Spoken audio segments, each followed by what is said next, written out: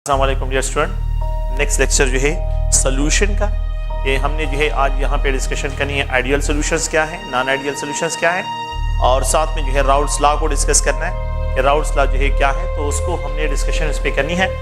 Ideal solutions क्या है, और एक होती है non ideal solution, the type of solution which follow the Raoult's law, जो कि राउल्स लॉ को फॉलो करते हैं, तो ऐसे सॉल्यूशन को हम क्या कहते हैं, ऐसे सॉल्यूशन को हम आइडियल सॉल्यूशन कहते हैं। ये पहला क्राइटेरिया है कि जो सॉल्यूशन जो है, अभी उसके बाद हमने राउल्स लॉ को डिस्कस करना है, तो ऐसे सॉल्यूशन जो राउल्स लॉ को फॉलो करते हैं उनको जो है हम आइडियल सॉल्यूशन कहते हैं। लेट्स सपोज जो है, और जो सॉल्यूशन जो है राउल्स लॉ को फॉलो नहीं करते तो उनको नॉन आइडियल सॉल्यूशन कहते हैं। Non ideal solution, the type of solution which do not follow Raoult's law, तो such type of solutions are called non ideal solution. ऐसे सॉल्यूशन को हम नॉन आइडियल सॉल्यूशन कहते हैं। नॉन आइडियल सॉल्यूशन जो है इनको कहते हैं। सेकंड पॉइंट ये है कि अगर आप लोगों के पास लेट्स सपोज जो है यहाँ पे एक सॉल्वेंट है, मैं इसको एक्सप्रेस करता हूँ कि ये ए है, ये एक कंपोनेंट है सॉल्यूशन का, ये कंप्लीटली मिसिबल लिक्विड की बात हम करें, कंप्लीटली मिसिबल सॉल्यूशन है, ठीक है, कंप्लीटली मिसिबल, पार्शियली मिसिबल नहीं है। और यहाँ पे एक दूसरा कंपोनेंट है कि यहाँ पे अगर आप देखें तो ये बी भी है, तो ये बी भी है, तो ये जो है लेट्स सपोज अगर मैं वाटर लेता हूँ और ये मीथेनॉल लेता हूँ, तो यहाँ पे भी इंटरमॉलिक्यूलर फोर्सेस, और मैं इनको मिक्सअप करता हूँ। जब इन दोनों को मिक्सअप करते हैं तो यहाँ पे जो है इन दोनों से जब सोल्यूशन, तो ये सोल्यूशन होगा, ये जो है क्या है, सोल्यूशन है जिसमें ए बी प्रेजेंट होगा। अगर आप देखें तो यहाँ पे जो है एक कंपोनेंट है सोल्यूशन का, कंपोनेंट बी है, दो कंपोनेंट्स है सोल्यूशन के, ये कंपोनेंट बी है। और अगर आप इसको देखें तो ये कंपोनेंट ए है, सोल्यूशन का कंपोनेंट ए, दो कंपोनेंट है, बाइनरी सोल्यूशन है, इसमें दो कंपोनेंट जो है कॉम्बिनेशन है, तो इसको बाइनरी सॉल्यूशन कहते हैं। जब इन दोनों को, ये इसका सॉल्यूशन है, इन दोनों को मिक्सअप करता हूं तो ये सॉल्यूशन है। अगर मैं यहाँ पे 50 ml लेता हूँ ए के, और यहाँ पे 50 ml जो है बी कंपोनेंट्स के लेता हूँ, और यहाँ पे 50 ml जो है बी है और 50 ml ए कंपोनेंट, अगर मैं इन दोनों को मिक्सअप कर लेता हूँ और यहाँ पे जो है 100 ml ऑफ द वॉल्यूम, मतलब ये है कि 50 ml का मिक्सअप 100 ml के बराबर हो, the solution is considered to be ideal solution. तो ऐसे सॉल्यूशन जिसमें वॉल्यूम चेंज जो है जीरो हो, that there is no change in volume, such a type of solution are called ideal solution। 50-50 combination है, 100 ml बन रहा है, ये आइडियल सॉल्यूशन। लेकिन सेकंड पॉइंट अगर आप लोग देखें, ये फर्स्ट केस है जो कि आइडियल केस है। सेकंड केस ये है कि अगर मैं ए और बी को मिक्सअप करूं, ए और बी को मिक्सअप करता हूं कि ये ए है, इसमें ए कंपोनेंट है, यहाँ पे दूसरा कंपोनेंट है बी कंपोनेंट है, और यहाँ पे अगर आप इन दोनों को मिक्सअप करता हूं तो यहाँ पे ए बी कंपोनेंट है। अगर मैं 50 ml ये लेता हूं और 50 ml ये लेता हूं, दोनों को मिक्सअप कर लेता हूं, 100 ml जो है मैं एक्सपेक्ट कर रहा हूं कि 100, अगर 100 है तो ये आइडियल सॉल्यूशन है। अगर यहाँ पे क्या हो, 97 ml जो है वॉल्यूम आ रहा हो, मतलब यहाँ पे 3 जो है ml मिसिंग हो, तो ये मिसिंग डिफ्यूजन की वजह से होता है कि ये लिक्विड जो है जहाँ पे स्मॉल पोर्स होते हैं, गेप्स प्रेजेंट होते हैं, डिफ्यूज हो जाए, ये नहीं कि इवापोरेट होते, ये जो है डिफ्यूज हो जाते हैं। तो ऐसे सॉल्यूशन जिसमें 50-50 कॉम्बिनेशन से 100 नहीं आ रहा हो, 100 से बिलो आ रहा हो, it is called non ideal solution. तो इसमें अगर आप लोग देखें तो यहाँ पे जो है इसको मैं एक्सप्रेस करता हूँ कि द डेल्टा, सेकंड पॉइंट के delta change, delta V volume जो है अगर ये जीरो के बराबर ना हो, यहाँ पे जीरो चेंज इन वॉल्यूम है, तो जितना मैंने मिक्स किया है इतना ही वॉल्यूम बना है सोल्यूशन का। लेकिन अगर ये चेंज आ रहा हो तो फिर ऐसे सोल्यूशन को हम क्या एक्सप्रेस करते हैं, नॉन आइडियल सोल्यूशन एक्सप्रेस करते हैं। लेट्स सपोज ये सेकंड, थर्ड केस क्या है, अगर मेरे पास यहाँ पे एक कंपोनेंट है, ए कंपोनेंट है, यहाँ पे जो है दूसरा कंपोनेंट है बी कंपोनेंट है, और अगर आप देखिए दोनों को मैं मिक्सअप करता हूँ और यहाँ पे ए बी कंपोनेंट है, ये मैंने 50 ml लिया है, ये भी 50 ml लिया है, और यहाँ पे मेरे पास 102 ml सोल्यूशन 100 से अबव आ रहा हो, ये भी नॉन आइडियल सोल्यूशन। तो डेल्टा वी वैल्यू जो है इस change is not equal to zero, तो फिर ऐसे सोल्यूशन को, तो इन दो केस में या इंक्रीज इन वॉल्यूम हो, इंक्रीज जो है अगर आप लोग देखें तो यहाँ पे इंक्रीज इन वॉल्यूम हो या डिक्रीज इन वॉल्यूम हो, तो ऐसे सोल्यूशन तो चेंज, इंक्रीज, चेंज, डिक्रीज की तरफ जा रहा हो, ऐसे सोल्यूशन नॉन आइडियल सोल्यूशन कहते हैं, और ये आइडियल सोल्यूशन होगा। सेकंड पॉइंट क्या है, अगर ये ए और बी अगर मैं इनको मिक्सअप करता हूं और इस पे इंटरमॉलिक्यूलर फोर्सेस क्या बिल्कुल सेम इक्वल हो, तो ये आइडियल सोल्यूशन है। थर्ड पॉइंट क्या है कि यहाँ पे ए इंटरेक्शन, यहाँ पे बी इंटरेक्शन, और यहाँ पे ए बी इंटरेक्शन जो सोल्यूशन है, सोल्यूशन के इंटरेक्शन, ये तीनों फोर्सेस इक्वल हो, the solution is considered to be ideal solution. इस सोल्यूशन को हम क्या कहते हैं, आइडियल सोल्यूशन कहते हैं। लेकिन अगर ये फोर्सेस डिफरेंट, क्या है कि अगर यहाँ पे अट्रैक्टिव फोर्सेस ज्यादा हो तो एक चांस ये है कि ए B interaction is greater than the A interaction, और यहाँ पे बी इंटरेक्शन से अगर ये ग्रेटर हो, so the solution is considered to be non ideal solution, इसको नॉन आइडियल सोल्यूशन कंसिडर किया जाएगा। सेकंड पॉइंट ये है, ये फर्स्ट, ये सेकंड पॉइंट इसमें कि ए बी इंटरेक्शन जो है यहाँ पे लेसर हो और यहाँ पे ए इंटरेक्शन जो है ये ज्यादा हो और बी इंटरेक्शन ज्यादा हो, सॉल्यूट के दरमियान इंटरेक्शन ज्यादा हो, then the A B interaction, तो फिर ये भी नॉन आइडियल डिस्क्राइब हो। ये क्या डिस्क्राइब किया जाएगा? ये नॉन आइडियल सॉल्यूशन डिस्क्राइब किए जाएंगे जिसमें intermolecular forces between the solute and solvent जो है आप लोगों के पास डिफरेंट हो, तो फिर इसको नॉन आइडियल सॉल्यूशन से डिस्क्राइब करते हैं। द फोर्थ पॉइंट अगर आप लोग देखें, if there is intermolecular forces same है, so the delta H value enthalpy of the solution जो है ये शुड बी जीरो होना चाहिए, ये जीरो होना चाहिए। ये क्या है? जीरो होना चाहिए।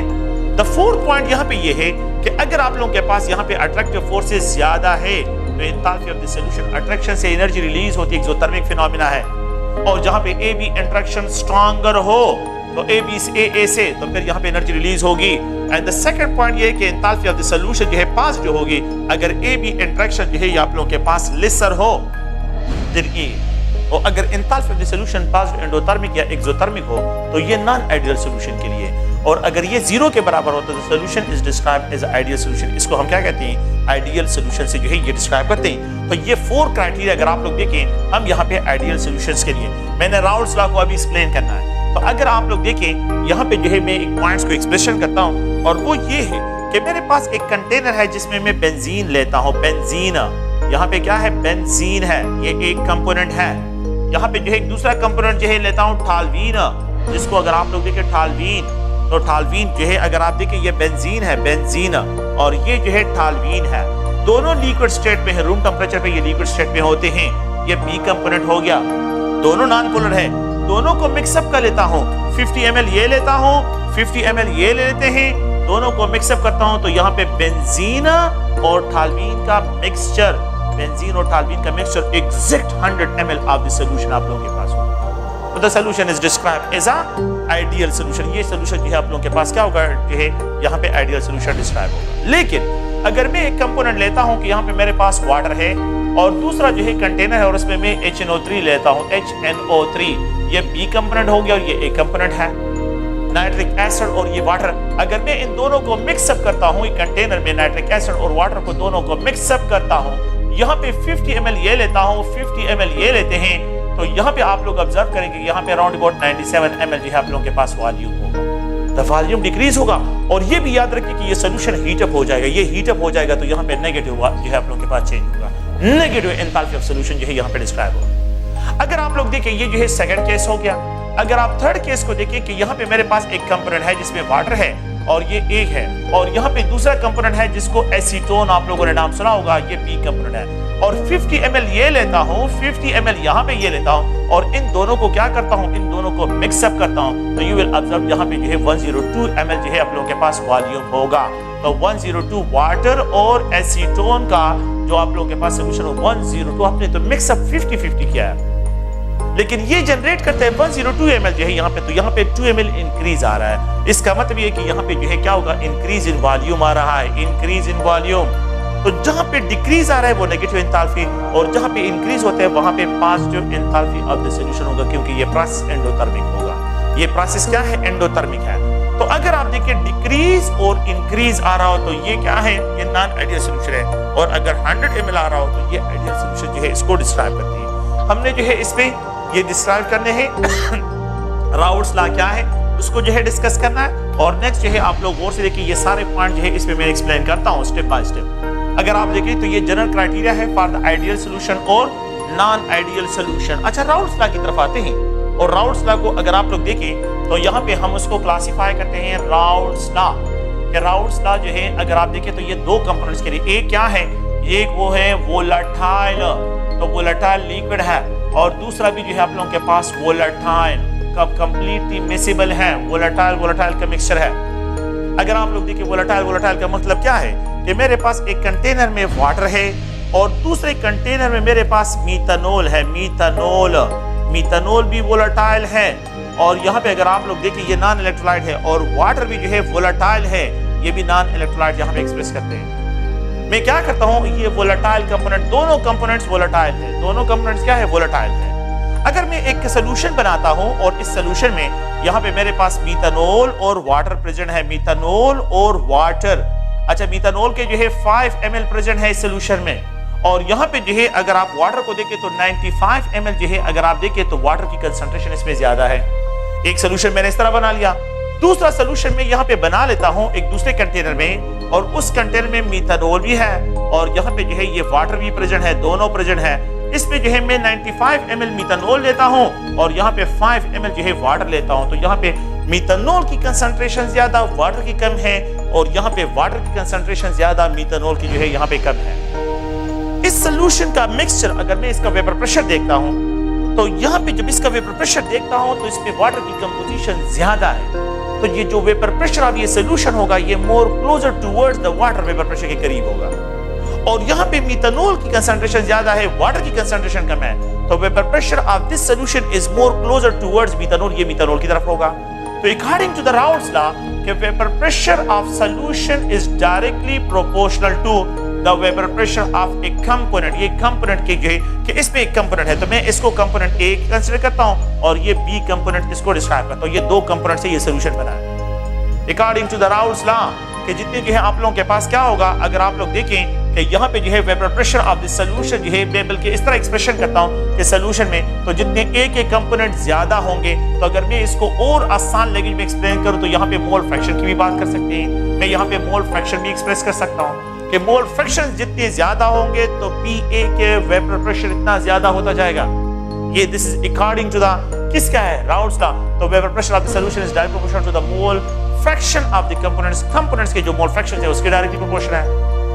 ये अकॉर्डिंग तो अगर मैं इसको ग्राफिकली एक्सप्रेस करता हूं राउल्स लॉ को, तो राउल्स लॉ की जो ग्राफिकल एक्सप्रेशन है वो इस तरह है कि यहाँ पे जो है मेरे पास क्रॉस ए है, mole fraction of A, mole fraction of A, यहाँ पे जो है ये जीरो है, इस पॉइंट पे जीरो है, इस साइड पे जो है ये वेपर प्रेशर है, यहाँ पे वेपर प्रेशर, यहाँ पे क्या है, यहाँ पे ये वेपर प्रेशर है, इसको वेपर प्रेशर से एक्सप्रेस करता हूँ। So according to this law कि यहाँ पे ये मोल फ्रैक्शन है, यहाँ पे अगर आप लोग देखें 0.2, यहाँ पे जो है 0.4, 0.6, 0.8 और यहाँ पे 1 है।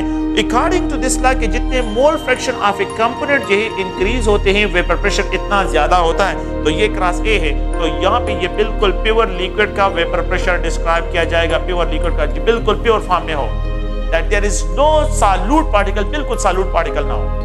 तो जितने आप लोगों के पास mole fraction of a component increase होते हैं, आप लोग देखें कि यहाँ पे जो है मीथानॉल के मोल फ्रैक्शन कम और वाटर के ज्यादा है, तो वेपर प्रेशर मोर क्लोजर टुवर्ड्स वाटर होगा, ये एक कंपोनेंट के।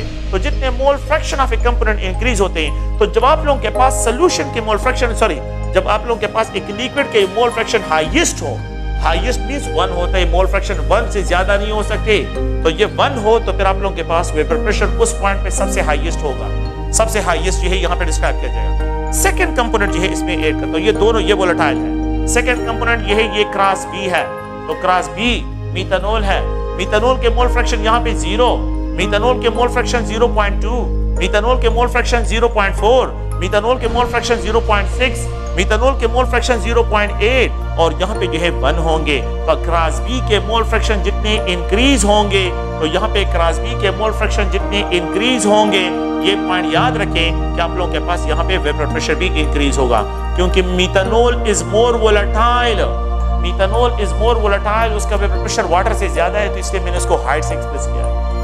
तो जितने मोल फ्रैक्शन बी के मोल फ्रैक्शन 0, तो वेपर प्रेशर भी उसका 0। यहाँ पे मोल फ्रैक्शन 0.2, अगर 0.2 है तो वेपर प्रेशर इतना कंट्रीब्यूट करेगा, 0.5 आप लोगों के पास इतना कंट्रीब्यूट करेगा, 0.6 पे वेपर प्रेशर इतना कंट्रीब्यूट करेगा और 0.8 पे वेपर प्रेशर इतना। और अगर ये मोल फ्रैक्शन क्या हो जाए, 1 हो जाए, तो फिर वेपर प्रेशर हाईएस्ट डिस्क्राइब। अगर आप लोग देखिए इन दो लाइन को अगर मैं यहाँ पे कंबाइन करता हूं तो it is called solution vapour pressure. Now this curve is known as solution vapor pressure। अच्छा, solution vapor pressure का मतलब क्या है? आप इस पॉइंट को गौर से देखिए, अगर मैं यहाँ से एक लाइन ड्रा करता हूँ तो यहाँ पे दो कंपोनेंट 0.2 मोल फ्रैक्शन ए के हो गए और 0.8 मोल फ्रैक्शन बी के हो गए। अगर आप देखें तो यहाँ पे cross A is equal to 0.2 mole fraction और क्रॉस बी के मोल फ्रैक्शन जो है अगर देखें तो ये 0.8 है। तो क्रॉस ए के मोल फ्रैक्शन 0.2, क्रॉस बी के मोल फ्रैक्शन 0.8, दोनों का सम 1 के बराबर होता है। सॉल्यूशन के मोल फ्रैक्शन का जो सम होता है वो हमेशा 1 के बराबर होगा। अगर आप इस पॉइंट पे आ जाए, अगर आप इस पॉइंट पे आ जाए और इस पॉइंट को देखें, ये वाटर के मोर क्लोजर है। अच्छा देखिए यहाँ पे क्रॉस ए के मोल फ्रैक्शन 0.8 है और क्रॉस बी के मोल फ्रैक्शन जो है ये 0.2 है। तो आप देखिए जब मोल फ्रैक्शन ऑफ ए ज्यादा तो vapour pressure of the solution closer to PA है। मोल फ्रैक्शन ऑफ बी जब ज्यादा होते हैं तो वेपर प्रेशर कर्व जो है किसके करीब आ रहा है, ये जो है बी के करीब आ रहा है। According to this law, according to the Raoult's law, कि यहाँ पे vapour pressure of a component is directly proportional to the mole fraction of that component. उस mole fraction of that component के डायरेक्ट प्रोपोर्शन है। यहाँ पे जो है अगर आप देखिए vapour pressure of A is equal to P not A और यहाँ पे cross A, where P not A जो है ये pure form of the vapour pressure of the liquid को एक्सप्रेस करता है। That there is no solute particle, जिसमें कोई जो है सॉल्यूट पार्टिकल ना हो, जिसमें कोई सॉल्यूट पार्टिकल ना हो, तो ये बिल्कुल pure form of the vapour pressure को एक्सप्रेस करता है। तो ये बिल्कुल प्योर लिक्विड को, प्योर लिक्विड जिसमें कोई सॉल्यूट पार्टिकल ना हो, तो it describe the pure liquid जो है vapour pressure, pure liquid vapour pressure को एक्सप्रेस करता है। और ये सॉल्यूशन में इसका क्या कंट्रीब्यूशन है, अगर आप लोग देखें यहाँ पे जो है ये cross A the mole fraction of the components है, तो प्योर लिक्विड के मोल फ्रैक्शन है, mole fraction, pure liquid mole fraction को एक्सप्रेस करता है। और ये VPA जो है दस वेपर प्रेशर का जो है सॉल्यूशन में इसका क्या कंट्रीब्यूशन है, तो उसको एक्सप्रेस करते हैं। इन दोनों का प्रोडक्ट है ये vapour pressure of the component ए के बराबर होगा। अगर आप लोग देखें क्रॉस जो है यहाँ पे इस तरह एक्सप्रेस डायरेक्ट प्रोपोर्शन है, तो क्रॉस बी, तो जब आप लोगों के पास क्या है, जितनी आप लोग गौर से देखिए यहाँ पे मोल fraction of the be increase होते हैं, तो vapour pressure of the solution component जो है वो आप लोग के पास यहाँ पे इंक्रीज आ रहा है। तो जहाँ पे आप लोगों के पास mole fraction of the B maximum है, वहाँ पे वेपर प्रेशर भी, तो it is direct proportional to the mole fraction of a component. ये mole fraction of the component B के डायरेक्ट प्रोपोर्शनल है। अगर आप लोग देखें तो vapour pressure of B is equal to यहाँ पे P not B into cross B. आप लोग देखें जब वेपर प्रेशर जो है, आप लोग इस पॉइंट को देखें, जब मोल फ्रैक्शन ऑफ ए जो है ये 0 है, मोल फ्रैक्शन ऑफ बी 1 है सॉल्यूशन में, यहाँ पे डिस्क्राइब करता हूँ कि ए की कंपोनेंट 0 हो जाए और बी के कंपोनेंट 1 हो, तो इस पॉइंट पे जो है जो वेपर प्रेशर रिकॉर्ड किया जाएगा उसको PB0 से डिस्क्राइब करते हैं, उसको PB0 से डिस्क्राइब करते हैं।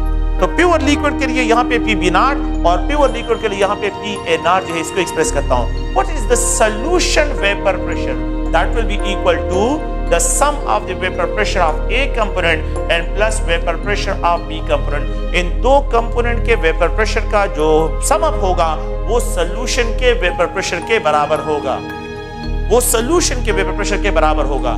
So the sum of the individual vapor pressure of both components in solution is described as the solution vapor pressure। इसको solution vapor pressure describe करते हैं। अगर आप लोग देखें, now it is also equal to, ये is equal to PA0 into cross A, and यहाँ पे जो है it is described as a PB0 into cross B। तो अगर आप देखें VPA is equal to PA0 cross A and VPB is equal to PB0 into cross B। यहाँ पे जो है cross B और यहाँ पे जो है ये cross A जो है आप लोगों के पास mole fraction of the components है। तो ये जो है आप लोग देखें तो इन दोनों कंपोनेंट्स के वेपर प्रेशर का जो सम अप होगा वो total vapour pressure of the solution describe होगा। इन दोनों के मोल फ्रैक्शन का जो सम अप होगा वो टोटल सॉल्यूशन के मोल फ्रैक्शन के बराबर होगा। तो मोल फ्रैक्शन का सम अप और इनके वेपर प्रेशर का सम अप जो है वो सॉल्यूशन के वेपर प्रेशर और सॉल्यूशन के मोल फ्रैक्शन के बराबर होगा। तो मैंने दोनों को वेपर प्रेशर को सम अप कर लिया है। तो वी कैन आल्सो राइट, इसकी जगह जो है मैं ये भी लिख सकता हूँ और यहाँ पे जो है इसकी जगह जो है ये भी लिख सकते हैं। तो यहाँ पे प्लस क्रॉस जो है plus PB0 into cross B के बराबर है। आप देखिए ये इन दो कंपोनेंट्स का जो है वेपर प्रेशर का सम अप के बराबर है। अगर आप लोग देखिए सॉल्यूशन के वेपर प्रेशर का सम अप जो होता है, वेपर प्रेशर जो होता है उनके मोल फ्रैक्शन का जो सम अप होता है दैट इज इक्वल टू 1। तो ये सॉल्यूशन के वेपर प्रेशर का सम अप है और ये जो है इनके मोल फ्रैक्शन का सम अप है। तो मोल फ्रैक्शन ऑफ बाइनरी सॉल्यूशन का जो सम अप होगा वो हमेशा 1 के बराबर होगा। We can write cross A is equal to 1 minus cross B। अगर आप लोग देखिए मेरे पास सॉल्यूशन के मोल फ्रैक्शन कितने हैं, मेरे पास मोल सॉल्यूशन दोनों का जो सम अप है 1 के बराबर है, 1 के बराबर है 0.8 0.2 0.8 0.2।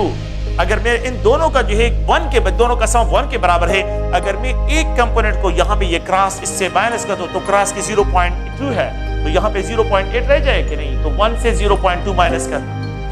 अगर आप लोग इस सिचुएशन को देखें तो cross A will be equal to, यहां पे क्या होगा, यहां पे 1 माइनस बी के कितने मोल फ्रैक्शन है 0.2, तो इसमें कितने मोल फ्रैक्शन होंगे ए के 0.8 इसके मोल फ्रैक्शन है, जिसको मैंने यहां पे मेंशन भी किया है। मोल फ्रैक्शन का जो सम अप होता है वो आप लोगों के पास 1 के बराबर होता है, और यहां पे जो डिफरेंस है तो वो इंडिविजुअल कंपोनेंट्स के मोल फ्रैक्शन के बराबर है। So the mole fraction of individual component will be equal to 1 minus the mole fraction of the second component है, उसके जो मोल फ्रैक्शन है, तो ये डिफरेंस जो है आप लोगों ने यहां पे फाइंड आउट करना है। Now putting this value in this equation, ये वैल्यू जो है अगर आप लोग देखें इस वैल्यू को इस इक्वेशन में पुट करते हैं तो VPS सॉल्यूशन यहां पे ये PA0 into 1 minus cross B plus PB0 और यहां पे जो है ये क्रॉस B के बराबर है। अगर आप लोग देखें तो vapour pressure of the solution is equal to PA0 minus PA0 into cross B and plus जो है यहां पे PB0 into क्रॉस B के बराबर है। लेट्स सपोज कर रहा हूं कि ये B के मोल फ्रैक्शन 0 हो, क्रॉस B के मोल फ्रैक्शन 0 हो। सुने, जब क्रॉस B के मोल फ्रैक्शन 0 हो तो फिर वेपर प्रेशर किसके बराबर होगा, फिर वेपर प्रेशर PA0 के बराबर हो जाएगा। अगर आप देखें तो वेपर प्रेशर जो है यहां पे क्या होगा PA0 और minus PA0 multiplied 0, cross B के मोल फ्रैक्शन 0 तो ये भी 0 हो जाएगा, ये फैक्टर भी 0 हो जाएगा, क्रॉस B 0 है, तो वेपर प्रेशर जो है किसके बराबर हो जाएगा, PA0 के बराबर होगा। वेपर प्रेशर जो है किसके, तो जब मोल फ्रैक्शन ऑफ सेकंड कंपोनेंट 0 हो जाए तो जितना वेपर प्रेशर होगा वो प्योर लिक्विड के वेपर प्रेशर के बराबर हो जाएगा। ये राउल्स लॉ है। ये क्या है, राउल्स लॉ जो है फॉर द वोलेटाइल कंपोनेंट्स के एक कंपोनेंट भी वोलेटाइल हो और दूसरा कंपोनेंट भी वोलेटाइल हो और आइडियल सॉल्यूशन हो। कौन सा सॉल्यूशन हो, ideal. If the solution is ideal a straight line is obtained. If a solution is ideal there will be a straight line, बिल्कुल ये स्ट्रेट लाइन होगा, और अगर इस स्ट्रेट लाइन से जो है इस साइड पे चला जाए या इस साइड पे चला जाए तो solution is considered to be non ideal solution, इसको नॉन आइडियल सॉल्यूशन डिस्क्राइब किया जाए। तो आप लोग देखें कि राउल्स लॉ में जो है ये तो इसका मैथमेटिकल फॉर्म है, ये इक्वेशन याद रखें, ये mathematical form of the Raoult's law है, मैथमेटिकल फॉर्म। और ये जो है इसका मैंने जो है सिर्फ ये पॉइंट कि अगर मोल फ्रैक्शन ऑफ B 0 हो जाए तो यहाँ पे जो है जितना वेपर प्रेशर होगा वो PA0 के, अगर मोल फ्रैक्शन ऑफ द A 0 हो जाए तो जितना वेपर प्रेशर होगा वो PB0 के बराबर होगा, PB0 ऑफ द कंपोनेंट्स के बराबर होगा, और BA की कंपोनेंट 0 हो जाए, और ये सॉल्यूशन के वेपर प्रेशर को एक्सप्रेस करता है। अगर आप लोग देखें अब द सॉल्यूशन जो है बिल्कुल ये स्ट्रेट लाइन आ रहा हो, अगर ये क्या हो बिल्कुल स्ट्रेट लाइन आ रहा हो, the solution is considered to be ideal solution. The solution is considered to be ideal solution, जिसमें जो है A component AA is equal to BB component is equal to AB component के बराबर हो, बिल्कुल आइडियल सॉल्यूशन है, ये ideal solution होगा। यहाँ पे जो है द चेंज इन वॉल्यूम जो है ये 0 होगा, यहाँ पे the enthalpy of the solution जो है ये 0 होगा, एंथैल्पी ऑफ द सॉल्यूशन जो है, और ये राउल्स लॉ को फॉलो करे क्योंकि जितने mole fraction of a component increase होते हुए प्रेशर ऑफ द सॉल्यूशन में इसके मोल फ्रैक्शन जितने ज्यादा होंगे वे प्रेशर भी इंक्रीज होता है, बिल्कुल ये राउल्स लॉ को भी फॉलो करता है। लेकिन अगर आप लोग देखिए मैंने यहाँ पे एक और पॉइंट को लिखा था और इस पॉइंट को जो है मैं इस तरह एक्सप्रेशन करता हूँ कि यहाँ पे हमने इससे पहले जो आइडियल सॉल्यूशन की बात की कि अगर अट्रैक्टिव फोर्सेस इंक्रीज होते हैं तो फिर vapour pressure of the solution decrease की तरफ जाएगा, क्योंकि we know that intermolecular forces is inversely proportional to the vapour pressure. जितने स्ट्रॉन्गर इंटरमॉलिक्यूलर फोर्सेस होंगे वेपर प्रेशर डिक्रीज की तरफ जाएगा। तो ये वेपर प्रेशर कम हो गया, जब वेपर प्रेशर कम हो रहा है अट्रैक्टिव फोर्सेस ज्यादा हो रही है, तो यहाँ पे जो है आप लोगों के पास एंथैल्पी ऑफ द सॉल्यूशन जो है, sorry enthalpy of the solution जो है या चेंज इन वॉल्यूम जो है ये क्या होगा, ये नेगेटिव होगा क्योंकि वॉल्यूम कम आ रहा है, वॉल्यूम कम आ रहा है।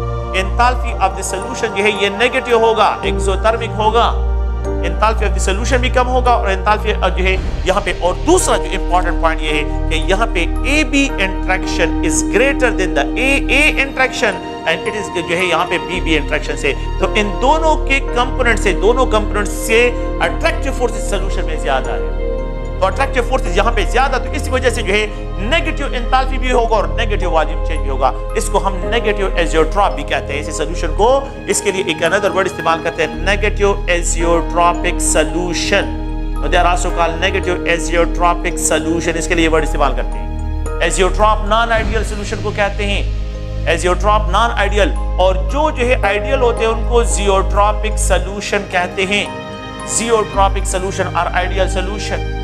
तो जहां पे जो है आप लोगों के पास आइडियल सोल्यूशन, तो इसके लिए एक अनदर वर्ड इस्तेमाल करते हैं, जियोट्रॉपिक सोल्यूशन। अच्छा, अगर आप लोग देखें तो ये तो एक सिचुएशन होगा जिसमें वॉल्यूम चेंज जीरो नेगेटिव की तरफ चला जाता है, एंथैल्पी भी नेगेटिव होता है, अट्रैक्टिव फोर्सेस भी ज्यादा हो जाते हैं और वेपर प्रेशर भी कम हो जाता है। वेपर प्रेशर क्या हो जाते हैं? कम हो जाते हैं, कम। सोल्यूशन का प्रेशर ज्यादा और इस सोल्यूशन का प्रेशर क्या है? आइडियल का ज्यादा, और यहाँ पे जो नेगेटिव एंथैल्पी है तो इनका प्रेशर कम हो जाता है। द सेकंड पॉइंट ये है कि हमने जो डिस्कशन किया, दूसरा जो नॉन आइडियल बिहेवियर है, नॉन आइडियल बिहेवियर्स, ये आइडियल कंडीशन है और ये दोनों नॉन आइडियल कंडीशन है। ये आइडियल कंडीशन और ये दूसरा जो है ये नॉन आइडियल कंडीशन है। तो यहाँ पे क्या होता है, जिसको हमने ये डिस्कशन की, ए B interaction is lesser than the A A interaction and it is lesser यहाँ पे जो है बी बी इंटरेक्शन। तो ये वीकर फोर्सेस है सोल्यूशन में और इंटरमॉलिक्यूलर फोर्स यहाँ पे जो है स्ट्रॉन्गर है। पहला पॉइंट ये है। सेकंड पॉइंट ये है कि यहाँ पे एंथैल्पी ऑफ द सोल्यूशन जो है ये पॉजिटिव होगा, ये एक्सोथर्मिक है, ये एंडोथर्मिक स्टेप है। वेपर प्रेशर जब इंक्रीज की तरफ जाएगा तो इट मींस उसने एनर्जी एब्जॉर्ब करनी है, तो ये एंडोथर्मिक है। और द सेकंड पॉइंट यहाँ पे जो है एंथैल्पी ऑफ द सोल्यूशन जो है ये भी पॉजिटिव होगा, यहाँ पे वॉल्यूम इंक्रीज की तरफ जाएगा। तो इंक्रीज का मतलब है पॉजिटिव, एनर्जी इंक्रीज का मतलब है एंथैल्पी ऑफ सोल्यूशन, ये भी पॉजिटिव एंडोथर्मिक है। और यहाँ पे intermolecular forces, no they are also called जो है पॉजिटिव एजियोट्रॉप, इनको जो है पॉजिटिव एजियोट्रॉपिक सोल्यूशन कहते हैं। They are also called constant boiling point solution, इनको कांस्टेंट बॉइलिंग पॉइंट सोल्यूशन भी कहते हैं। कांस्टेंट बॉइलिंग पॉइंट सोल्यूशन वो होते हैं that they can not be separated from one another by fraction distillation. इनके वेपर्स कंपोजिशन और इनकी सोल्यूशन की जो कंपोजिशन है वो बिल्कुल सेम होगी। अगर आप इन पॉजिटिव एजियोट्रॉप को लेते हैं और इसको बॉयल करते हैं, तो जब बॉयल करते हैं तो यहाँ पे ये कांस्टेंट टेंपरेचर पे बॉयल होंगे और इनकी जो वेपर्स में कंपोजिशन होगी और सोल्यूशन की जो कंपोजिशन होगी वो रिमेन सेम होगी, इससे इनको कांस्टेंट बॉइलिंग पॉइंट सोल्यूशन भी कहते हैं। तो आप लोग देखें, ये जो है a solution which follow the Raoult's law, ये कंडीशन है। अ सॉल्यूशन जिसमें एंथैल्पी चेंज जीरो हो, जिसमें वॉल्यूम चेंज जीरो हो और जिसमें इंटरमॉलिक्यूलर फोर्सेस सेम हो, ऐसे सॉल्यूशन को जो है आइडियल सॉल्यूशन कहते हैं। और यहाँ पे जो है जो पॉजिटिव डिविएशन और यहाँ पे अगर आप लोग देखें ये नेगेटिव डिविएशन शो करते हैं, तो दो किस्म के जो है डिविएशन ये शो करता है, पॉजिटिव डिविएशन और नेगेटिव डिविएशन जो है इनके लिए क्या करते हैं, ये डिस्क्राइब करते हैं। तो आप लोग प्लीज इस पॉइंट को ज़हन में रखें कि पॉजिटिव डिविएशन जो है यहाँ पे किस वजह से डिस्क्राइब करते हैं और नेगेटिव डिविएशन जो है यहाँ पे किस प्रोसेस के लिए डिस्क्राइब करते हैं। तो दो पॉइंट्स हैं, एक पॉजिटिव डिविएशन है और एक नेगेटिव डिविएशन। इन दोनों को आप लोगों ने जो है प्लीज ज़हन में रखना है। ये जो है routes law for the non volatile components, non volatile components का मिक्सचर के लिए है। अच्छा, मैं इसके बाद एक और पॉइंट की तरफ आता हूँ और वो ये है कि राउट्स लॉ फॉर एक है क्या, non volatile, non electrolyte, non electrolyte और एक जो है वोलेटाइल कंपोनेंट हो, इन दोनों के जो है non electrolyte, non volatile, non electrolyte. इसका मतलब क्या है, प्लीज सुने। नॉन इलेक्ट्रोलाइट के यहाँ पे जो है ये वाटर है, वाटर वोलेटाइल है, एक कंपोनेंट जो है वोलेटाइल, ये मेरे पास इसमें वाटर है तो ये वोलेटाइल है। और इसमें अगर मैं शुगर डाल दूं तो शुगर नॉन वोलेटाइल है, ये तो सॉलिड है, ये तो नॉन वोलेटाइल है। मैंने वहां पे मिथानॉल और वाटर का मिक्सचर की बात की, मैंने यहाँ पे मिथानॉल और वाटर के दोनों वोलेटाइल थे। अब मैं यहाँ पे क्या कर रहा हूँ, शुगर सॉलिड है, ये नॉन वोलेटाइल है और नॉन इलेक्ट्रोलाइट का मतलब ये है कि ये आयोनाइज नहीं होता, ये आयोनाइज डिसॉल्व तो होता है लेकिन आयोनाइज नहीं होता।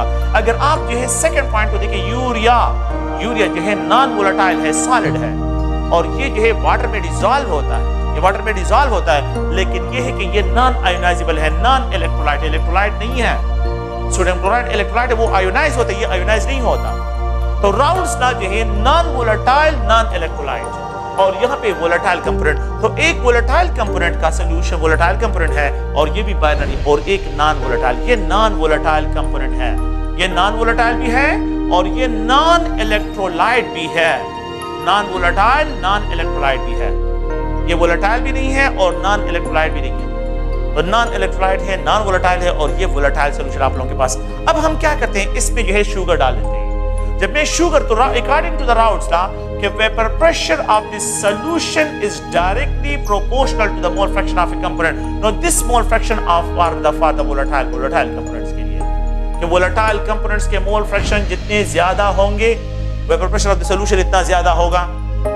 ये जो है मोल फ्रैक्शन जो है ये वोलेटाइल कंपोनेंट्स के लिए, वोलेटाइल मींस वाटर के लिए, जिसमें जो है सोल्यूशन बनाया जाता है सॉलिड के लिए, ये वोलेटाइल कंपोनेंट्स के लिए। अगर आप लोग देखें तो यहाँ पे मैं इसको एक्सप्रेस करता हूँ कि ये P नॉट प्योर लिक्विड और ये mole fraction of the solvent, तो ये P नॉट जो है ये प्योर लिक्विड के मोल फ्रैक्शन को एक्सप्रेस करता है। प्योर लिक्विड मोल फ्रैक्शन उसको एक्सप्रेस करता है। और ये क्रॉस वन जो है अगर आप देखें तो ये जो है ये P नॉट प्योर लिक्विड के वेपर प्रेशर को एक्सप्रेस करता है। सॉरी, यहाँ पे इसकी करेक्शन करें, प्योर लिक्विड के वेपर प्रेशर को एक्सप्रेस करता है। और ये जो है अगर आप लोग देखें तो ये मोल फ्रैक्शन जो है cross one mole fraction of pure liquid को एक्सप्रेस करता है। जो आप लोग के पास प्योर लिक्विड है तो उसके मोल फ्रैक्शन की जो है उसकी रिप्रेजेंटेशन यहाँ पे करता है। Cross one the mole fraction of the pure liquid को एक्सप्रेस करता है। और P नॉट जो है अगर आप लोग देखें ये vapour pressure of the pure liquid को एक्सप्रेस करते हैं, तो प्लीज इसकी करेक्शन करें। ओके, अब अगर आप लोग देखें मैं यहाँ पे इस सोल्यूशन को देखता हूँ, बाइनरी सोल्यूशन है, एक वोलेटाइल है दूसरा नॉन वोलेटाइल है। अगर मेरे पास यहाँ पे जो है इसमें क्रॉस वन जो है ये mole fraction of the solvent है और ये जो है क्रॉस टू जो है mole fraction of the solute है। ये वोलेटाइल के लिए, ये नॉन वोलेटाइल के लिए, इन दोनों के मोल फ्रैक्शन का जो सम अप होगा वो हमेशा 1 के बराबर होगा। मोल फ्रैक्शन ऑफ बाइनरी सॉल्यूशन का जो सम अप होगा वो हमेशा 1 के बराबर होगा, यूनिटी के बराबर होगा। तो दो जो है कंपोनेंट्स हो सॉल्यूशन में, उनके मोल फ्रैक्शन का सम अप जो है हमेशा 1 के बराबर होगा। नो अगर आप लोग देखें तो मैं इस तरह भी एक्सप्रेस कर सकता हूं कि ये cross 1 is equal to 1 minus cross 2। No these are the mole fraction of solute. तो ये क्रॉस 2 जो है मोल फ्रैक्शन ऑफ सॉल्यूट है। मोल फ्रैक्शन प्लीज इस पॉइंट को ज़हन में रखें, mole fraction of non volatile components के, नॉन वोलेटाइल कंपोनेंट्स के मोल फ्रैक्शंस हैं। ये नॉन वोलेटाइल के मोल फ्रैक्शन है। Cross 1 is the mole fraction of the solvent, volatile components के। तो अगर आप लोग देखें putting this value in this equation तो PS will be equal to, ये वैल्यू आप क्या करें यहाँ पे इसकी जगह लिखे तो ये P नॉट, और इसकी जगह अगर मैं यहाँ पे लिखूं कि ये 1 माइनस क्रॉस 2 वी कैन राउट यहाँ पे अगर आप लोग PS सोल्यूशन को एक्सप्रेस करता है, सोल्यूशन में ये P नॉट माइनस जो है P नॉट इनटू क्रॉस 2 के बराबर है। यहाँ पे ये PS है, PS सोल्यूशन, ये जो है इस साइड पे लेके आता हूं तो ये P not into cross 2 is equal to P not के बराबर है।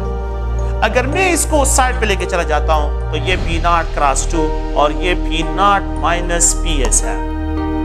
आप लोग प्लीज इस इक्वेशन को देखें, ये फाइनल जो है इस इक्वेशन को फाइनलाइज करता हूं। अगर आप इस इक्वेशन को देखें तो यहाँ पे क्या कर रहे हैं, सोल्यूशन का वेपर प्रेशर में माइनस कर रहा हूं। सोल्यूशन का वेपर प्रेशर अगर आप देखें तो मैं जो है यहाँ पे माइनस कर रहा हूं कि यहाँ पे ये P not into cross 2 is equal to P not minus PS। Pure liquid का वेपर प्रेशर ज्यादा होता है, जब मैं इसमें सॉल्यूट पार्टिकल तो सोल्यूशन का वेपर प्रेशर कम हो जाता है, तो मैं प्योर लिक्विड से ये वैल्यू माइनस कर रहा हूँ। प्योर लिक्विड से मैं ये वैल्यू क्या कर रहा हूँ, माइनस कर रहा हूँ। सो अगर आप देखिए माइनस करने से वैल्यू कम हो जाती है। माइनस करने का मतलब, सब्ट्रैक्टिंग का मतलब क्या है कि यहाँ पे ये वैल्यू कम, तो प्योर लिक्विड का वेपर प्रेशर ज्यादा, सोल्यूशन का कम होता है। नेगेटिव साइन से एक्सप्रेस कर रहा हूँ। अगर आप लोग देखिए तो ये cross 2 is equal to delta P by P nought, मैंने P नॉट यहाँ पे लेकर आया। ये mole fraction of this non volatile components है। आप लोग वो देखिए cross 2 mole fraction is directly proportional to P nought. जितने mole fraction of the mole solute particle increase होंगे, the change in vapour pressure of the solution जो है यहाँ पे जो है विद प्योर लिक्विड जो है ये इंक्रीज होगा। इसका मतलब क्या है, ग्राफिकली आप लोग गौर से देखें कि इसको जो है किस तरह डिस्क्राइब करते हैं। अगर आप लोग देखें यहाँ पे जो है ये प्योर लिक्विड का वेपर प्रेशर है, मैं इसको एक्सप्रेस करता हूँ P नॉट, जिसमें कोई सॉल्यूट पार्टिकल नहीं है, तो ये वेपर प्रेशर, इस साइड पे जो है ये वेपर प्रेशर है, इस साइड पे जो है ये टेम्परेचर है। जिस पॉइंट पे जो है वेपर प्रेशर जो है सबसे लीस्ट होता है उसको फ्रीजिंग पॉइंट कहते हैं। जिस पॉइंट पे एक लिक्विड का वेपर प्रेशर सबसे हाईएस्ट होता है उसको जो है बॉइलिंग पॉइंट कहते हैं। अगर प्योर लिक्विड है, वाटर है, तो फ्रीजिंग पॉइंट 0 डिग्री सेंटीग्रेड और बॉइलिंग पॉइंट जो है अगर आप लोग देखें तो इसका 100 डिग्री सेंटीग्रेड पे होगा। लेकिन अगर आप इसमें सोडियम क्लोराइड डाल दें, तो सोडियम क्लोराइड में सोल्यूशन बन जाएगा। सोल्यूशन का वेपर प्रेशर कम होता है और प्योर लिक्विड का जो है वेपर प्रेशर ज्यादा होता है। अगर मैं इसमें क्या कर लेता हूं, अगर मैं इसमें सोडियम क्लोराइड डाल लेता हूं तो इसका वेपर प्रेशर कम हो जाता है, तो ये PS है। ये क्या है, PS, ये सोल्यूशन का वेपर प्रेशर है। प्योर लिक्विड का वेपर प्रेशर ज्यादा, अगर ये ज्यादा है तो मैंने इससे क्या करना है, PS माइनस करना है।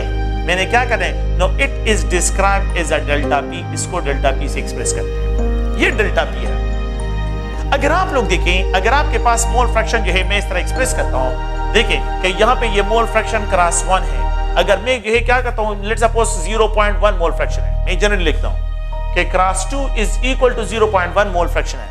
अगर मैं क्लास 2 को जो है डबल करूं 0.2, तो फिर यहाँ पे क्या हो जाएगा, यहाँ पे the change in vapour pressure और इंक्रीज हो जाएगा, यहाँ पे जो डिफरेंस होगा वो और इंक्रीज हो जाएगा, delta P will be increase. अगर मैं यहाँ पे मोल फ्रैक्शन और इंक्रीज करता हूं, अगर मैं मोल फ्रैक्शन 0.4 कर लेता हूं, तो यहाँ पे द चेंज विल बी और इंक्रीज हो जाएगा according to the Raoult's law. अगर आप लोग देखें कि the mole fraction of the solute is direct proportional to delta P, जितने mole fraction of the solute increase होते हैं, ये चेंज क्या होता जाएगा, ये इंक्रीज होता जाएगा according to this law, according to the Raoult's law, कि the mole fraction of the solute is direct proportional to the change in the vapour pressure of the solution with the pure liquids के साथ compare करते हैं। Pure liquid ये है और मैं यहाँ पे PS सॉल्यूशन, यहाँ पे तो मतलब क्या है कि जो कंसंट्रेटेड सॉल्यूशन है, कंसंट्रेटेड सॉल्यूशन है, उसका वेपर प्रेशर जो है क्या होगा, बहुत कम होगा, बहुत लो होगा, लो वेपर प्रेशर होगा, लो वेपर प्रेशर। डाइल्यूट सॉल्यूशन का, डाइल्यूट सॉल्यूशन जो है, dilute mole fraction increase, concentration increase. Dilute solution को अगर आप लोग देखें तो उसका वेपर प्रेशर हाई हो जाएगा और प्योर लिक्विड का वेपर प्रेशर सबसे ज्यादा होगा। Pure liquid have high vapour pressure, इसका वेपर प्रेशर सबसे ज्यादा होगा। So the type of solution having maximum vapour pressure concentration को देखिए, अगर जो डाइल्यूटेड सॉल्यूशन होगा उसका वेपर प्रेशर हाई होगा और जो कंसंट्रेटेड सॉल्यूशन है उसका वेपर प्रेशर कम होता जाएगा। तो जितने mole fraction of the solute increase होते हैं, the change in the vapour pressure जो है ये भी इंक्रीज होता है। The change in class 2 mole fraction is directly proportional to delta P, ये delta P के डायरेक्ट प्रोपोर्शनल है। ये क्या है, ये यहाँ पे तो जितने मोल फ्रैक्शन इंक्रीज हो रहे हैं, ये चेंज है, ये भी आप लोग के पास इंक्रीज हो रहा है। तो ये राउल्स लॉ, जब अगर आपके पास क्या हो, सॉल्यूट पार्टिकल क्या है, ये volatile component, sorry solute non volatile हो और एक कंपोनेंट जो है वो आप लोगों के पास क्या है, वोलेटाइल। तो सॉल्वेंट जो है वोलेटाइल, सॉल्यूट नॉन वोलेटाइल, तो उसके केस में so which of the following solution, the type of solution, the type of solution, the type of solution having least vapor pressure, least vapor pressure, कौन से solution का vapor pressure सबसे least होगा। So the first point यहाँ पे A, B, C, D, अगर आपके पास एक solution में 1% ग्लूकोज solution present है या 1% यूरिया है, यहाँ पे एक जगह पे जो है 2% है, 3% है, 4% है, the more concentrated solution, the lower will be the vapor pressure. The more concentrated solution, the lower will be the vapor pressure. तो परसेंट कंपोजिशन अगर आपको गिवन हो, अगर आप लोग देखें यहाँ पे A है, ये B है, ये C है, ये D है। नेक्स्ट क्वेश्चन अगर आप लोग देखें तो यहाँ पे मैं इस तरह एक्सप्रेस करता हूँ कि 0.1 मोल फ्रैक्शन है, 0.2 mole fraction, 0.4 mole fraction, 0.5 mole fraction. तो जहां पे मोल फ्रैक्शन सबसे ज्यादा होंगे, ये मोल फ्रैक्शन की बात कर रहा हूं, तो क्लास 2 के, क्लास 2 के, क्लास 2 के और यहाँ पे क्लास 2 के। तो जिस सोल्यूशन में the mole fraction of the solute सबसे ज्यादा होंगे वो मोर कंसंट्रेटेड होगा, तो उसका वेपर प्रेशर सबसे लीस्ट होगा। तो यहाँ पे जो है सबसे लीस्ट वेपर प्रेशर इसके लिए होगा। एक यहाँ नजर यहाँ पे ए बी, अगर आप लोग देखें इस तरह भी एक्सप्रेस करता हूँ कि ये ए है, ये बी है, ये सी और ये डी। यहाँ पे ए 1 मोलर सोल्यूशन, ये 2 मोलर सोल्यूशन, ये 3 मोलर सोल्यूशन, ये 4 मोलर सोल्यूशन है। तो जिस सोल्यूशन की कंसंट्रेशन सबसे ज्यादा हो उसका वेपर प्रेशर सबसे लीस्ट होगा। अगर आप लोग देखिए यहाँ पे ए है, ये बी है, ये सी है, ये डी है, मैं इसको एक्सप्रेस करता हूँ कि 1 मोलर सोल्यूशन है, यहाँ पे 3 मोलर सोल्यूशन है, यहाँ पे 0.54 मोलर सोल्यूशन है, 0.6 मोलर सोल्यूशन है। तो जिस सोल्यूशन की मोलरिटी ज्यादा होगी वो आप लोगों के पास मोर क्या करेगा, वेपर प्रेशर को डिक्रीज की तरफ लेके जाएगा। तो solution having more concentrated solution हो, एक सोल्यूशन जितना कंसंट्रेटेड होगा उसका वेपर प्रेशर इतना लो होगा, एक सोल्यूशन जितना डाइल्यूट होगा उसका वेपर प्रेशर इतना ज्यादा होगा। और द सॉल्यूट पार्टिकल, ये पॉइंट याद रखिए कि ये रिलेटिव प्रॉपर्टी है कि यहाँ पे जो है क्लास 2 और यहाँ पे क्या करें, मैं इसको क्या कर रहा हूँ और सुने, ये relative property, the relative lowering of vapour pressure is independent. यहाँ पे एक स्टेटमेंट लिख रहा हूँ, the relative lowering of vapour pressure, lowering of vapour pressure is independent on temperature, is independent on temperature. ये टेम्परेचर इंडिपेंडेंट है। उसका reason क्या है? रिलेटिव का मतलब ये कि मैं एक को रेफरेंस स्टैंडर्ड ले रहा हूँ, फिर इसके साथ इसकी कंपैरिजन कर रहा हूँ, इसको रेफरेंस स्टैंडर्ड ले रहा हूँ और साथ में ये कंपैरिजन कर रहा हूँ। तो यहाँ पे तो टेम्परेचर का कोई रोल है ही नहीं। इस केस में तो टेम्परेचर का कोई रोल है ही नहीं। हाँ, मेरे पास overall vapour pressure temperature dependent है। The change in vapour pressure जो है वो मेरे पास रिलेटिव है, तो उस पे टेम्परेचर का कोई जो है रोल नहीं है उसमें, लेकिन the vapour pressure temperature change करने से जो है वो चेंज होता है। So the relative lowering of vapour pressure is independent of temperature.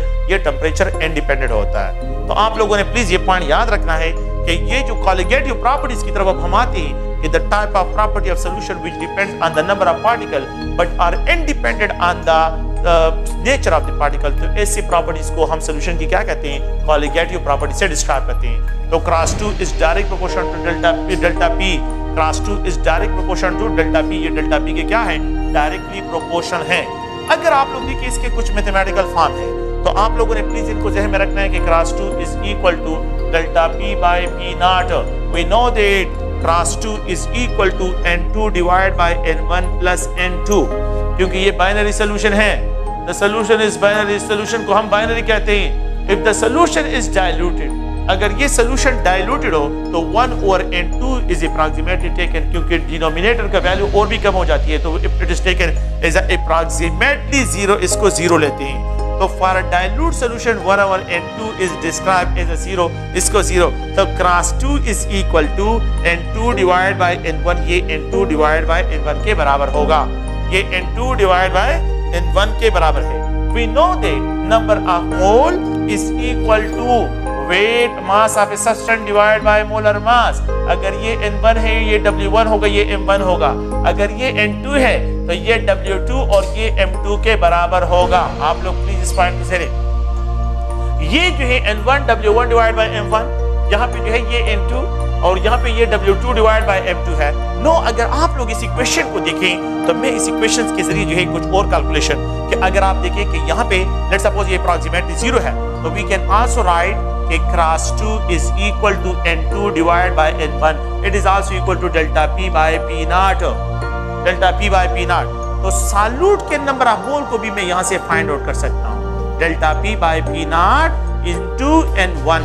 तो आप देखिए ये सॉल्यूट के नंबर ऑफ मोल को फाइंड आउट करने के लिए आप लोग ये रिलेशन यूज करेंगे। So the number of mole of the solute को फाइंड आउट करने के लिए कि कितना चेंज आ गया है प्रेशर में, वेपर प्रेशर में, और प्योर लिक्विड का वेपर प्रेशर क्या है, सॉल्वेंट के कितने मोल फ्रैक्शन है, ये इसके साथ मल्टीप्लाई करें, you will get the mole fraction of the solute. Solute के मोल फ्रैक्शन भी आप लोग यहाँ से फाइंड आउट कर सकते हैं। वी नो दैट अगर आप लोग एक और पॉइंट को देखें, W1 डिवाइड बाय, तो N2 की बात कर रहा हूँ। इस N2 को अगर आप लोग देखें इस इक्वेशन में ये वैल्यू पुट करते हैं, ये वैल्यू इसमें पुट करते हैं, तो अगर हम इस इक्वेशन में ये वैल्यू पुट करते हैं, we can also write W2 divide by M2 is equal to delta P by P not. और इस N1 की जगह अगर मैं ये लिखूं तो W1 डिवाइड बाय M1, ये M1 है।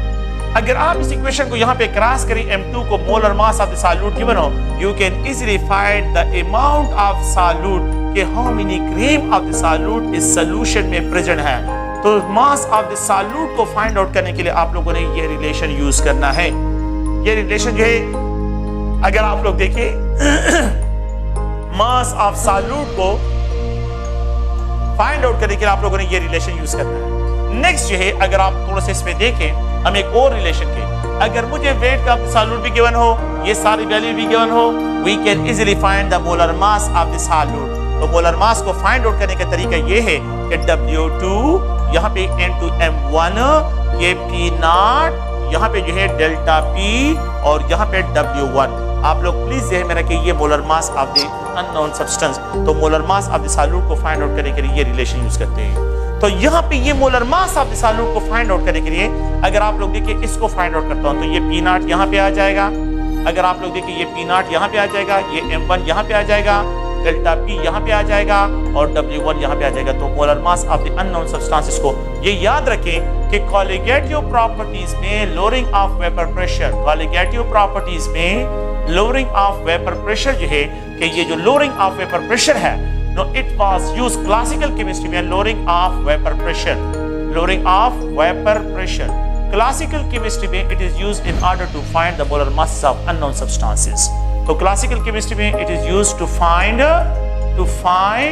The molar mass of unknown substances, molar mass of unknown substances, unknown substances के मोलर मासेस को फाइंड आउट करने के लिए क्लासिकल केमिस्ट्री में लोअरिंग ऑफ वेपर प्रेशर का ये कांसेप्ट यूज होता था। तो ये क्लासिकल केमिस्ट्री में आप लोगों ने प्लीज ये सारे फार्मूले याद रखने हैं, ये रिलेशन आप लोगों ने सारे याद रखने हैं, और ये रिलेशन आप लोगों से इस पे न्यूमेरिकल क्वेश्चन सॉल्व नहीं करने होते, आप लोगों से सिर्फ ये फार्मूले डिमांड होते हैं कि कौन से फार्मूले के जरिए वेट को फाइंड आउट करते हैं, कौन से फार्मूले के जरिए जो है molar mass of the solute को फाइंड आउट करते हैं, कौन से फार्मूले के जरिए number of mole find out करते हैं, कौन से फार्मूले के जरिए जो है मोल फ्रैक्शन फाइंड आउट करते हैं। और अगर आप लोग देखें एक और पॉइंट को भी यहाँ पे ज़हन में रखें कि चेंज को अगर आप देखें तो यहाँ पे जो है मैं इस तरह एक्सप्रेस करता हूँ कि ये क्रॉस 2 है is equal to delta P by P nought.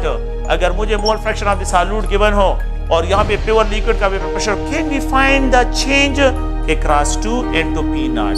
इन दोनों का जो प्रोडक्ट होगा तो vapour pressure of pure liquid और mole fraction of the solute का जो प्रोडक्ट हो वो चेंज इन वेपर प्रेशर के बराबर है, ये चेंज इन वेपर प्रेशर के बराबर होगा। अच्छा, अगर आप लोगों को एक और पॉइंट याद रखें, अगर आपको ये डेल्टा P की वैल्यू गिवन है कि ये वैल्यू है और यहाँ पे P नॉट की वैल्यू गिवन है और आपको कहा जाए कि व्हाट इज द सॉल्यूट के मोल फ्रैक्शन किसके बराबर है, तो जस्ट ओनली इन दोनों का रेशियो निकालें तो ये सॉल्यूट के मोल फ्रैक्शन के बराबर है। सो वेपर प्रेशर चेंज और प्योर लिक्विड का वेपर प्रेशर जो है इन दोनों का जो रेशियो होगा वो मोल फ्रैक्शन ऑफ द सॉल्यूशन के बराबर है। So the change in vapor pressure, the ratio of the change in vapor pressure with the pure liquid is always equal to the mole fraction. ये mole fraction of the solution के क्या होगा, यहाँ पे mole fraction of the solute के जो है ये बराबर होगा। तो solution में जो solute होगा तो उसके mole fraction के ये बराबर जो है हम क्या करते हैं, डिस्क्राइब करते हैं। नेक्स्ट अगर आप लोग देखें तो मैं एक अनदर प्रॉपर्टीज की बात करता हूँ कि यहाँ पे डेल्टा TB, तो इसको जो है डिस्कशन करते हैं and that is boiling point elevation. Boiling point जो है एलिवेशन, बॉइलिंग पॉइंट एलिवेशन को डिस्कस करते हैं, ये भी कॉलिगेटिव प्रॉपर्टी है, colligative property. According to this concept जो है अगर आप लोगों ने पढ़ा होगा कि वेपर प्रेशर और बॉइलिंग पॉइंट में जो है इनवर्स रिलेशनशिप है कि जिस सोल्यूशन का जहां पे जो है आप लोगों के पास वेपर प्रेशर ज्यादा होता है तो उसका बॉइलिंग पॉइंट लो होता है। वेपर प्रेशर और बॉइलिंग पॉइंट में इनवर्स रिलेशनशिप है। अगर एक लिक्विड है वो बॉयल होता है, अगर आप देखिए ये प्योर लिक्विड है, प्योर लिक्विड यहाँ पे जो है ये बॉयल होता है, ये इसका बॉइलिंग पॉइंट है। वाटर की बात कर रहा हूँ, 100 डिग्री सेंटीग्रेड पे जो है ये बॉयल होता है, 100 डिग्री सेंटीग्रेड पे, और ये फ्रीज होता है 0 डिग्री सेंटीग्रेड पे, ये इसका फ्रीजिंग पॉइंट है, ये 0 डिग्री सेंटीग्रेड पे फ्रीज होता है। अगर मैं इसमें सॉल्यूट पार्टिकल डाल देता हूँ ये सोल्यूशन बन जाता है, तो सोल्यूशन का वेपर प्रेशर कम होता है, तो ये बॉयल होता है। देखिए इसका वेपर प्रेशर तो कम हो गया, लेकिन पहले ये प्योर लिक्विड फॉर्म में इस टेम्परेचर पे बॉयल हो रहा था, अब जो है सोल्यूशन फॉर्म में जो है ये इस टेम्परेचर पे बॉयल होगा। इस साइड पे टेम्परेचर इंक्रीज है तो यहाँ पे ये 100 डिग्री सेंटीग्रेड पे, अब यहाँ पे इतना इंक्रीज आ जाएगा, तो ये आप लोगों ने इंक्रीज को ऐड करना है। इंक्रीज को क्या करना है, ऐड करना है। द इंक्रीज की जो वैल्यू है ये आप लोगों ने यहाँ पे क्या करनी है, ऐड करनी है। So according to this concept कि delta TB is directly proportional to molality of the solution. Solution की molality जितनी ज्यादा होगी, the change in boiling point increase होता जाएगा। इसका मतलब क्या है, अगर आप लोग देखें एक solution है उसकी molality M1 है, एक solution है उसकी molality M2 हो जाएगा तो वेपर प्रेशर कम हो जाएगा और ये M2 होगा। तो अगर ये M2 है तो पहले ये इस टेम्परेचर पे बॉयल हो रहा था, अब ये इस टेम्परेचर पे बॉयल हो रहा है, और अब यहाँ पे जो है ये इस टेम्परेचर पे क्या होगा, अब बॉयल होगा, तो डेल्टा TB मोलैलिटी के साथ यहाँ पे ये चेंज आता है। जितनी सोल्यूशन की मोलैलिटी इंक्रीज हो गई, delta TB value will be increase. अगर आप लोग देखिए अगर एक सोल्यूशन है वो इस टेम्परेचर पे जो है मतलब उसमें और भी मेरे तो यहाँ पे चेंज होगा, पे प्रेशर इंक्रीज आएगा। यहाँ पे जो है आप लोग और से देखिए अब जो है ये M3 मोलर फ्रैक्शन पे, तो ये जो M3 मोल फ्रैक्शन होंगे इस पे डेल्टा TB वैल्यू और इंक्रीज होती जाएगी। According to this solution, delta TB is directly proportional to molality of the solution. इसका मतलब क्या हुआ कि जो concentrated solution है, उसका boiling point elevation ज्यादा होगा, वो high temperature पे boil होंगे, then the dilute solution से, और dilute solution जो है ये आप लोगों के पास बॉयल होगा, इतना मोर जो है हाई टेम्परेचर पे बॉयल होगा as compare to the pure liquid. अगर आपके पास प्योर लिक्विड हो तो प्योर लिक्विड बॉयल होते हैं लो टेम्परेचर पे, सोल्यूशन बॉयल होते हैं हाई टेम्परेचर पे, और जितनी सोल्यूशन की कंसंट्रेशन इंक्रीज होती है बॉइलिंग पॉइंट एलिवेशन इंक्रीज होता है। अकॉर्डिंग टू दिस कंसेप्ट कि delta TB is direct proportional to molality of the solution, ये सॉल्यूशन की मोलैलिटी के क्या है, डायरेक्टली प्रोपोर्शनल है। जिस सॉल्यूशन का वेपर प्रेशर जितना लो होगा उसका बॉइलिंग पॉइंट इतना ज्यादा होगा। तो अगर आप लोग देखें delta TB is direct proportional to molality, delta TB is equal to KB into molality, where KB is called molal boiling point elevation constant, where KB is called molal boiling point elevation constant, elevation constant, and it is also called alveoscopic constant। तो ये भी आप लोग ज़हन में रखें कि इसको alveoscopic constant से भी इसको एक्सप्रेस करते हैं। तो ये alveoscopic constant भी है और इसका जो यूनिट है Kb का जो यूनिट है तो ये डेल्टा Tb बाय मोलैलिटी, तो कैन बी राइट केल्विन, और यहाँ पे पर मोलल है, ये पर मीटर नहीं है, पर मोलल है, कंसंट्रेशन है, पर कंसंट्रेशन ये इसका यूनिट है। अगर आप लोग देखें तो ये 3 केसेस पे जहां आप लोगों के पास सॉल्यूशन की मोलैलिटी 1 हो तो delta Tb value will be equal to Kb into 1 molal, तो डेल्टा Tb वैल्यू और Kb वैल्यू क्या होंगे, ये आप लोगों के पास इक्वल हो जाते हैं। अगर सॉल्यूशन की मोलैलिटी 2 हो जाए, अगर सॉल्यूशन की मोलैलिटी 1 से ग्रेटर हो तो फिर delta Tb value will be equal to Kb into 2 molal होगा, तो यहाँ पे delta Tb will be equal to 2 Kb के, इसका मतलब है कि delta Tb value will be greater than the Kb value होगा। अगर आप लोग देखें तो ये थर्ड केस ये है कि यहाँ पे जो है अगर कंसंट्रेशन जो है मोलैलिटी क्या हो, वो हाफ हो, 1 मोलर से कम हो, तो फिर जो है delta Tb will be equal to Kb into half molality.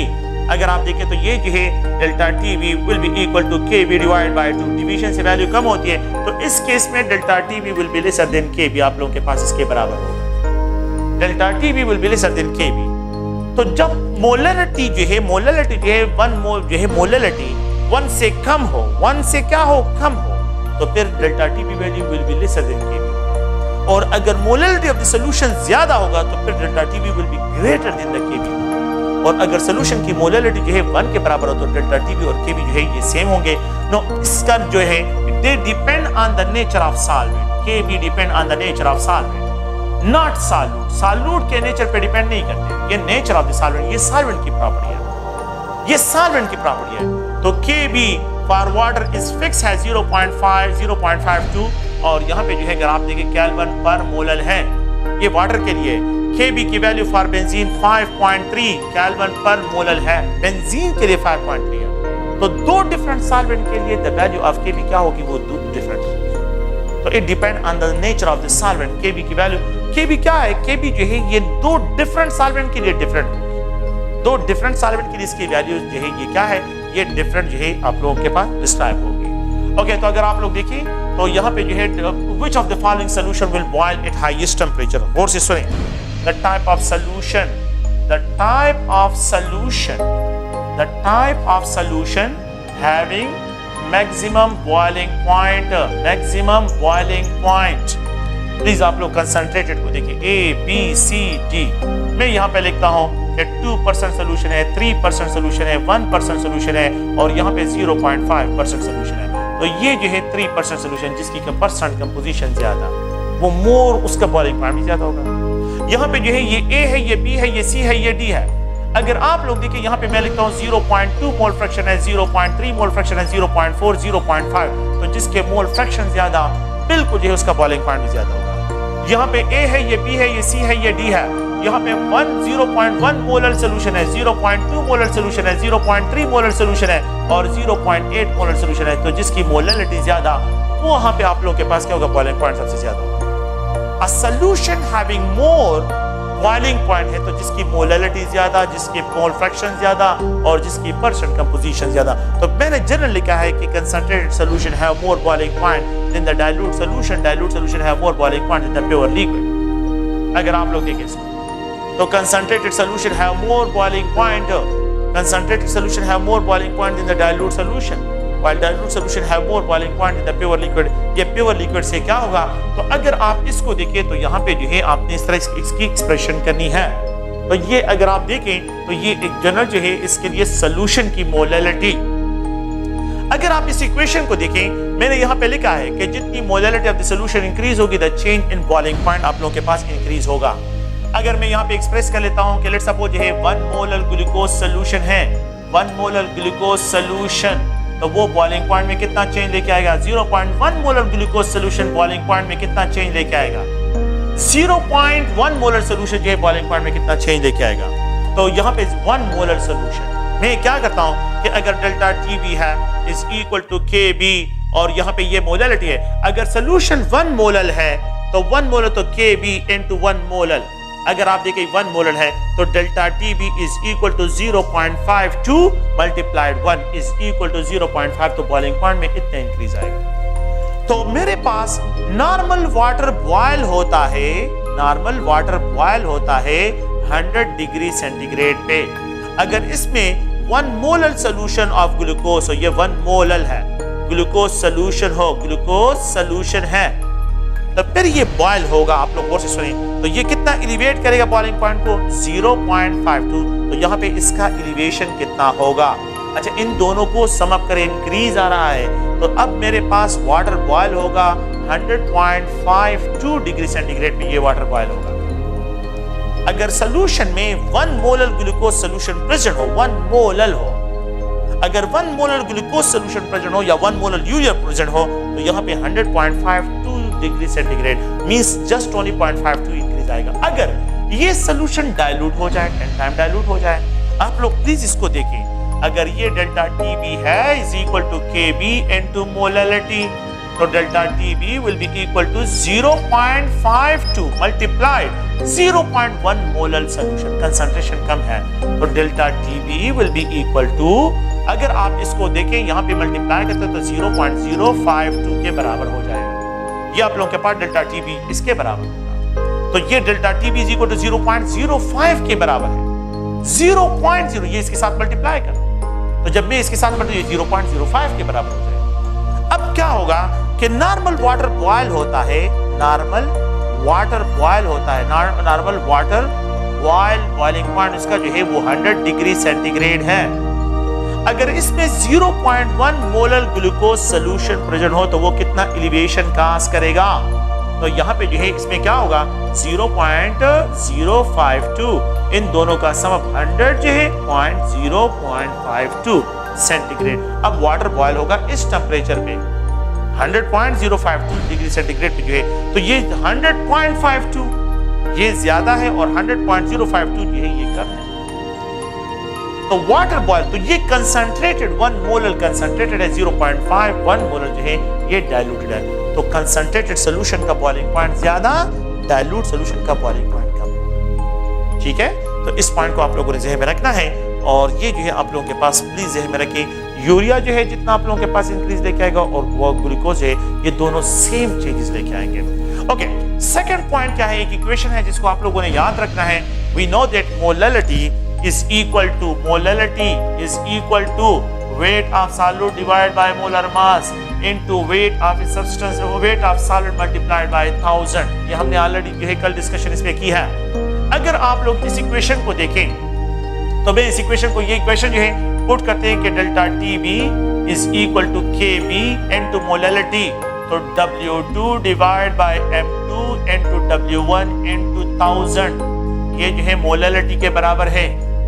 मैं ये molar mass of the unknown substance को फाइंड करता हूं, तो इसको बाहर निकाले, Kb divide by delta Tb into W2 divide bye W1 into 1000। ये आप लोगों के पास ये molar mass of the unknown substances को फाइंड आउट करने के लिए रिलेशन यूज करते हैं। हाउ मेनी ग्राम्स को फाइंड आउट करना है तो ये भी फाइंड कर सकते हैं।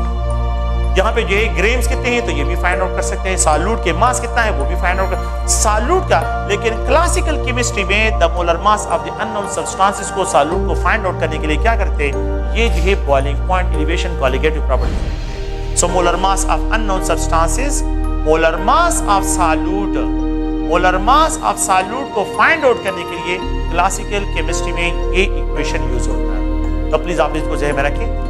नेक्स्ट जो है इंशाल्लाह कल जो है बाकी बातें इसमें डिस्कशन करते हैं और इस चैप्टर को इंशाल्लाह कल क्लोज करें। Okay, thank you.